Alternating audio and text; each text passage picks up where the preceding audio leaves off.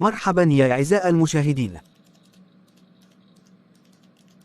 اليوم موضوعنا عن لاعب كرة القدم ليونيل ميسي. هل تعرف كم يبلغ راتب ليونيل ميسي بالثانية؟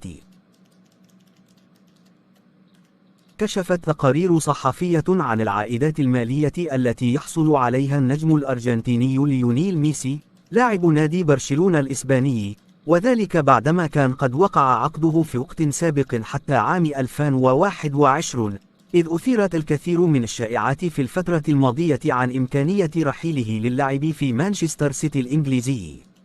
واطلع اتحاد الصحفيين الاستقصائيين على نسخة غير نهائية من العقود التي كان يجري عليها التفاوض بين ميسي والنادي الكتالوني، والتي كانت قد أعدت في تاريخ 30 من حزيران 2017 قبل أن يعود ويوقع على العقد يوم 25 من تشرين الثاني، وهو في الغالب أفضل من النسخة الأولى بحسب صحيفة العربي الجديد. وكشف موقع ميديا بار الفرنسي نقلا عن أحد أعضاء اتحاد الصحفيين عن أن العائدات ستصل إلى أكثر من 400 مليون يورو قبل احتساب الحسومات الضريبية، إذ سيحصل أفضل لاعب في العالم 5 مرات على 7 مليون يورو سنويا، تضاف إليها مكافأة توقيع بقيمة 5 ملايين يورو علاوة ولاء 7 مليون يورو في حال بقي مع الفريق حتى انتهاء العقد الجديد.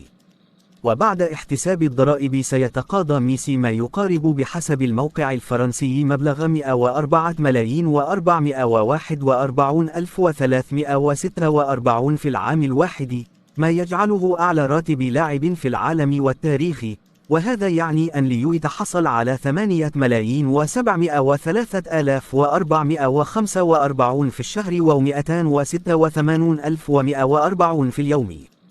وبمتابعة احتساب عائدات ميسي، فإنه يحصل على 11,922 في اليوم الواحد و199 يورو في الساعة، ما يعني أنه يتقاضى 3 يورو في الثانية الواحدة، وهذا الأمر من دون شك مثير للاهتمام وغريب للغاية. أتمنى تستفيدون من هذول المعلومات. شكرا لمشاهدتكم ومتابعتكم.